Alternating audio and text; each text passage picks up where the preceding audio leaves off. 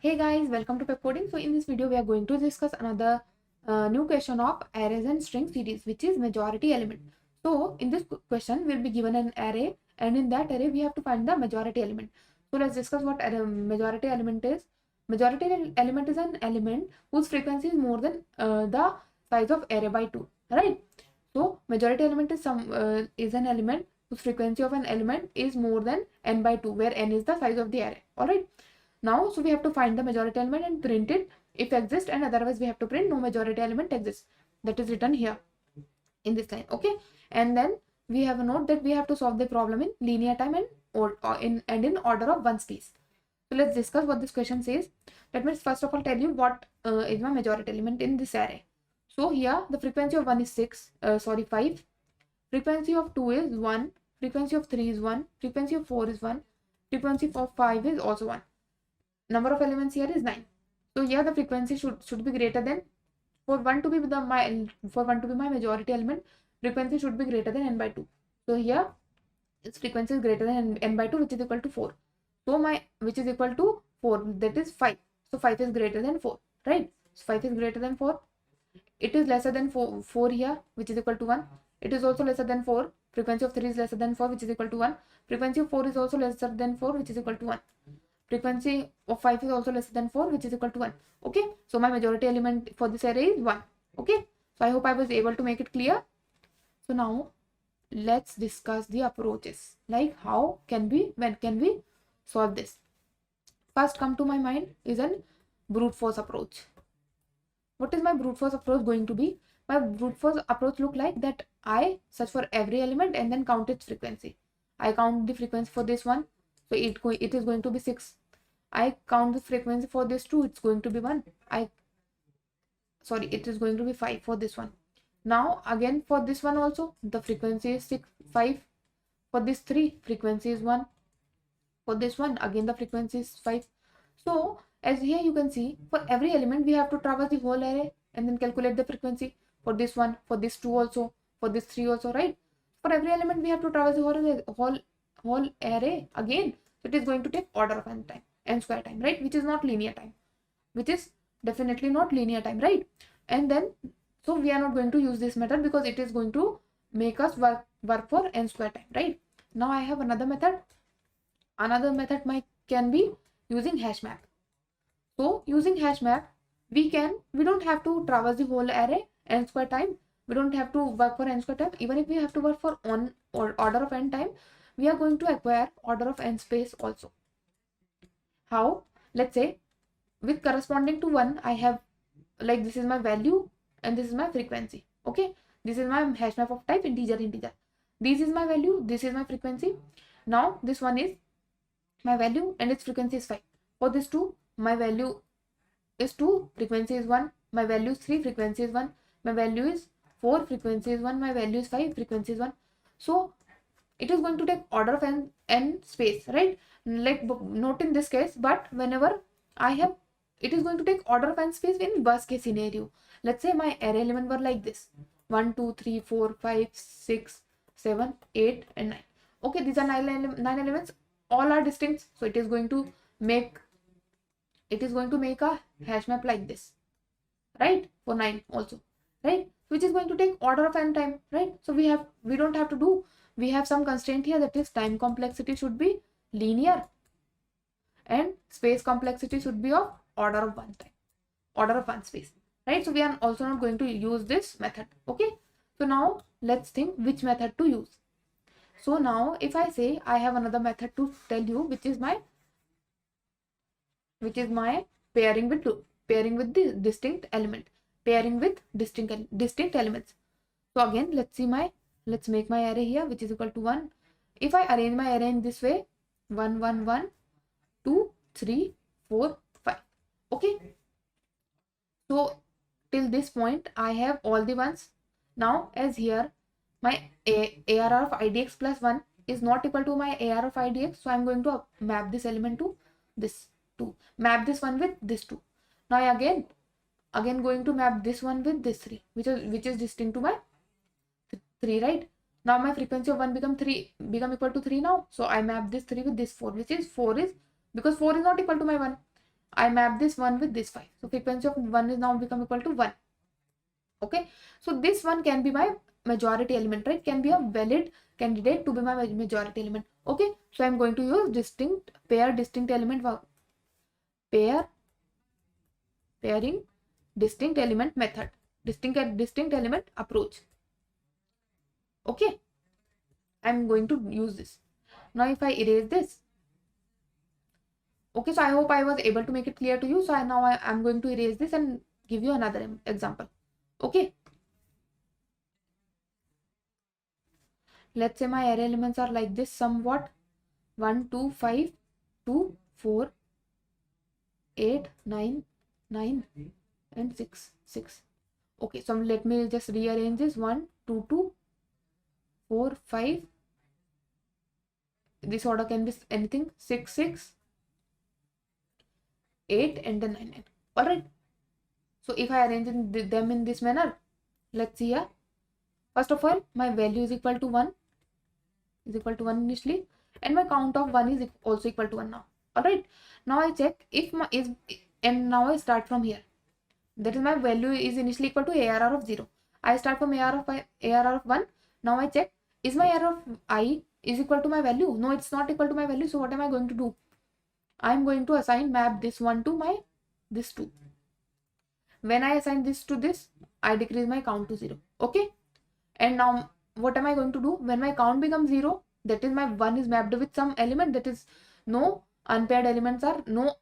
distinct unpaired elements are remained here. So I start from here. So now my value become equal to ARR of 2, ARR of IDX plus 1. Now my value become equal to what?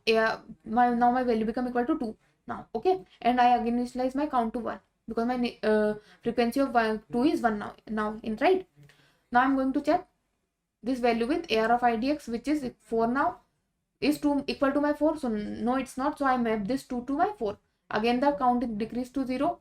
Again when count become decreased to 0, that is, my distinct unpaired elements are now 0. So I start from here. My value is 5 now. What I increase again my count to 1. I check this 5 and this 6. Both are unpaired and both are distinct. So I pair this 5 to 6, decrease my count to be 0. When my count becomes 0, it means these both are also paired, right? Now I initialize my value with this value, which is equal to 6 now. My value is 6. Okay, my value is 6. I check, is it equal to my AR of IDX? No, it's not equal to. So I map this 6 with this 8. All right, when I map this 6 with this 8, so my count for 6 became equal to 1. I decrease this count, right? And my value become equal to this now. Value become equal to ARR of IDX. All right, if my value become equal to ARR of IDX, my value is now 9. I check if this ARR of IDX is equal to my value. Yes, it is. So I'm going to initially my count was 1. Now my count is equal to 2. I'm going to increase my count. Okay, and now the loop ends because I have no more elements. So from here I can see this 9 can be my valid candidate to be my majority element. So I'm going to return this 9. Okay, because my 9 can be my majority element. Okay, so this 9 is a potential majority element, right? It can be a majority element. Okay, so I hope I was able to make this pairing distinct element method clear. So whenever you are pairing one element with another element, whenever you find another element to be distinct from my current value, I am going to decrease the count. That is, I am going to map that value to my current element, right? And then I assign my when my count becomes 0, I am going to assign my value a new value, right? My value variable to be a new value, and then make my count to be 1, right? So I hope I was able to make it clear to you guys. So let's start coding for this. What am I going to do here? In this method, I will first of all search for a value which is going to be a valid candidate. Valid candidate. It is a method that is going to return a valid candidate. That is, let's say in this case it was 9 here. Okay, it was 9 here. So first of all, I just have found one thing, that my 9 can be my valid candidate or not. And once I found this 9 to be my like as a potential valid candidate, then I'm going to search for the frequency of 9 in this whole array, and if it becomes greater than n by 2, I will print this 9. Okay, it means my 9 is my valid candidate, right? So first of all, search for a valid candidate now. Candidate. Okay, and pass my ARR. All right. Once it finds a valid candidate, what am I going to do? I'm going to search for the frequency of that valid candidate, and if it becomes greater than n by 2, then what am I going to do? I'm going to print that variable, right? So increase the count. Initially, let's say count, not say count, it's, let's say it's a frequency. Okay, initially my frequency is equal to 0, equal to 0, and I will check here if frequency is greater than ARR dot size divided by 2, then I'm going to print this. I'm going to see out this val. Otherwise, I will else see out no majority element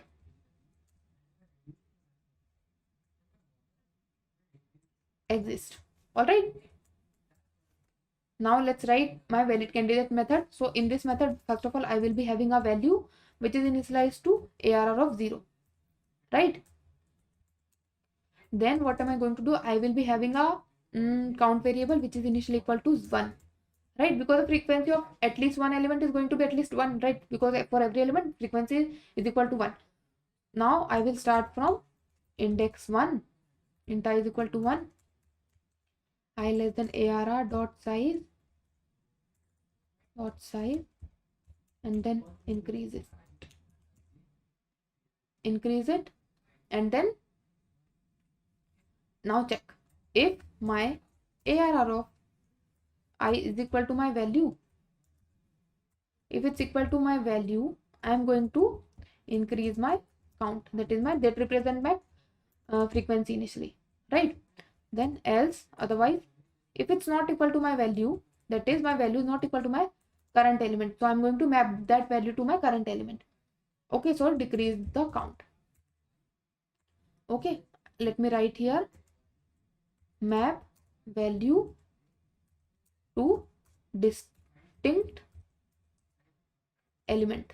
Okay, and decrease my count, and whenever my count become equal to 0, that is all the previous elements are mapped with someone, when my count become equal to 0, I have another value to check, right? So my check, now my new value become equal to what? ARR of I. It means check the frequency of my current variable and then map a new distinct element to that variable also, right? So my count is now equal to 1. Okay, so okay, I think I have done. So let's try to run my value here. Okay, let's try to run the code.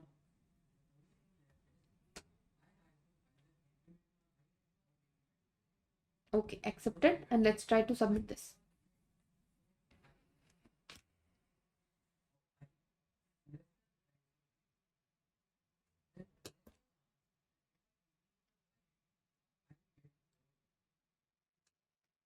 Why is it taking this much time? Okay, accepted and correct answer. Now we are going to dry run our code over some example. Let's take the example of our input, that is 221122. Okay, so let me run this code first of all. Let me take a snip. Okay,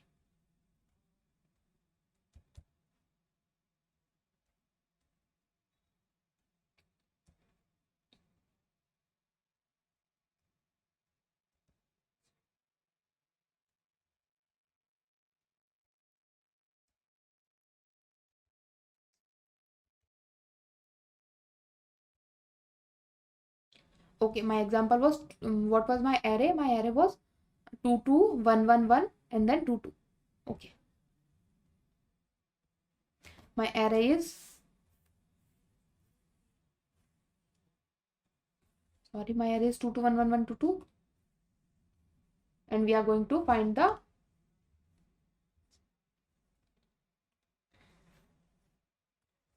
2 2 1 1 1 2 2. Now we have to find the majority element. All right, here n is equal to 7, so n by 2 is going to be equal to 3, right? Now first of all, my this method called ask for a valid candidate, right? So now this is my valid candidate method. So int value is equal, initially I assign my value the way my value become equal to initially AR of 0, which is equal to 2, right? My count is equal to 1 initially. Okay, my count is equal to 1. I start from here. I check if it's equal to my value. Yes, it is equal to my value. I'm going to increase my count here, right? Then I again come here. I check, is it equal to my value? Yes, no, it's not equal to my value. So I'm going to map this value to this, right? I map this, decrease my count to be 1. Decrease my count to be 1. Okay. All right. Then I come here. I check, is this equal to my value? No, it's not. I'm going to map this to this one. Decrease my count to 0. Now my count, when my count become equal to 0, I'm going to do what?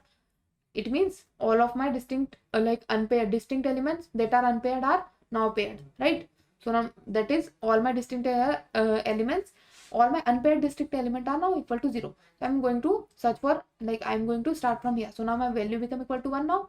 Okay, value is equal to 1. I search, see here, is it equal to my value? No, it's not. I'm going to map this 1 to this 2.